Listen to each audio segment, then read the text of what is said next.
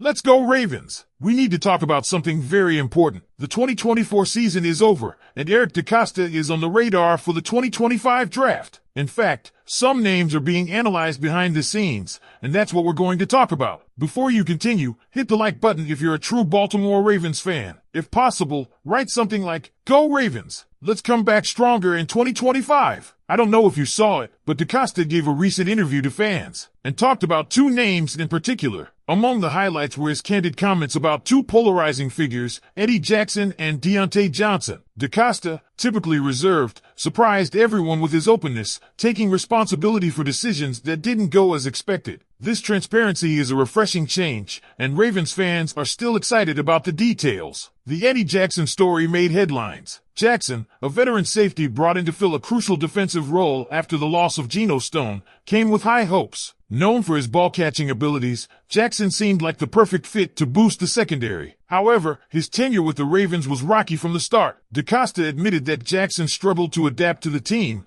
both in terms of performance and role. After being benched, Jackson reportedly refused to travel with the team to Pittsburgh, a move that all but sealed his fate. The Ravens later released him, marking the end of a short and disappointing stint. What stood out most was DeCosta's admission of fault. He acknowledged misjudging Jackson's willingness to accept a backup role and special teams duties. "That's on me," DeCosta said, reflecting on how he prioritized Jackson's financial value over his fit with the team. This level of accountability from a general manager is rare in the NFL, and it's something Ravens fans deeply appreciated. DeCosta's honesty underscores the challenges of evaluating not just talent, but also personality and fit, a delicate balance for any front office. Then there's the curious case of Deontay Johnson. Acquired from the Carolina Panthers just before the trade deadline for what seemed like a steal, Johnson brought intrigue and hope to the wide receiver room. But his time in Baltimore quickly spiraled into controversy. Despite initial appearances in games, Johnson's refusal to enter the field during a crucial matchup against the Eagles raised eyebrows. The fallout was swift. He was suspended,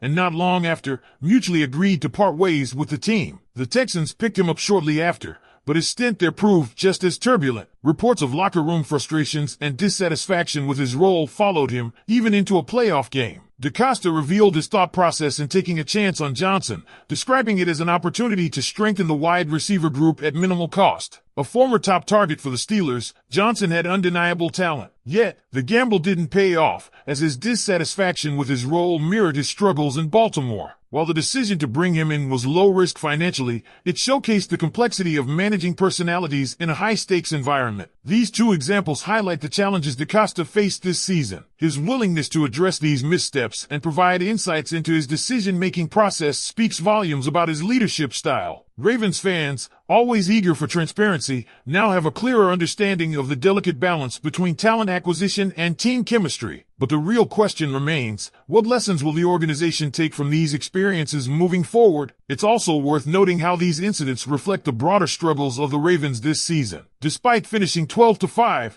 winning the AFC North, and showing resilience through adversity, the team faltered in the playoffs. Key moments of miscommunication, turnovers, and missed opportunities plagued their postseason run, leaving fans to wonder if mental toughness, rather than talent or coaching, is the missing piece. As we reflect on these revelations, Ravens fans are left pondering the future. Will these lessons lead to better roster decisions? Can the team build on its strengths while addressing the gaps exposed this season? And most importantly, what will it take to finally get over the playoff hump and bring another Lombardi trophy to Baltimore? Now it's your turn, Ravens Nation. What do you think of DeCosta's comments? Do you appreciate his accountability, or do these mistakes raise concerns about the front office's decision-making? Let us know your thoughts in the comments below, because your voice is what makes this team so special. DeCosta's remarks about Eddie Jackson and Deontay Johnson also shed light on the Ravens' approach to player evaluation and risk management. In both cases, the team sought to capitalize on opportunities to bolster the roster with high-upside players at low financial risk. However, as DeCosta admitted, talent evaluation goes beyond raw ability. It involves understanding the mindset, adaptability, and character of a player. This season, those factors became glaring challenges,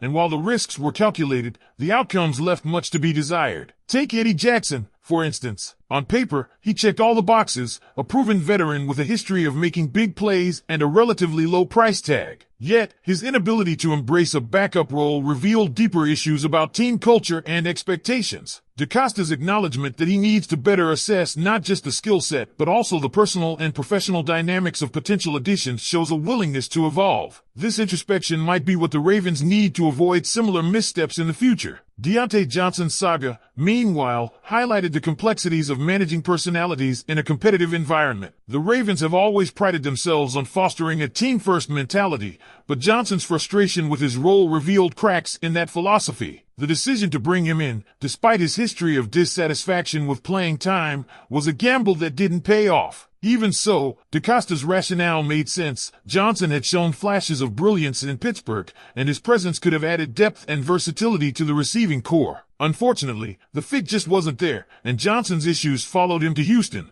proving that the Ravens weren't alone in their struggle to integrate him into a cohesive system. As Ravens fans digest these stories, they can't ignore the broader implications for the team's future. DaCosta's candid remarks signal a shift toward greater accountability and transparency, which could strengthen trust between the organization and its passionate fan base. However, they also underscore the importance of refining the team's scouting and recruitment processes to ensure that new additions align with the Ravens' culture and long-term goals. The conversation also naturally turns to the question of leadership and mentality. While the Ravens possess undeniable talent across the board, their playoff struggles suggest that something deeper might be missing. DaCosta touched on this indirectly when discussing the need for players to embrace their roles and contribute selflessly to the team's success. It's a reminder that championship teams aren't built solely on talent. They require unity, discipline, and a shared vision. Looking ahead, the Ravens face critical decisions that could shape the trajectory of the franchise. With the offseason looming, the front office will need to address key areas of concern. The secondary could use reinforcements,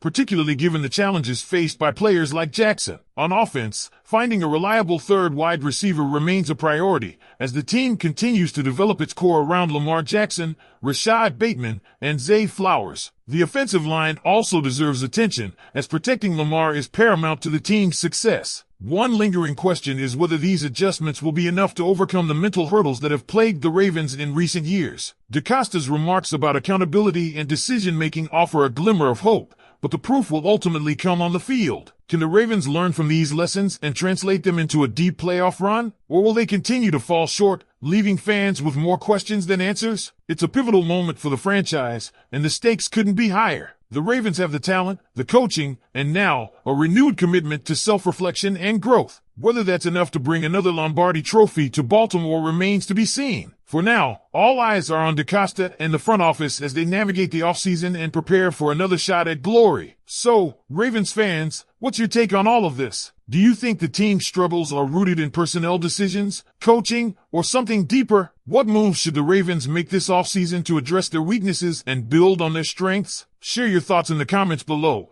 and let's keep the conversation going. Together, we'll navigate this journey as one, united in our passion for the purple and black.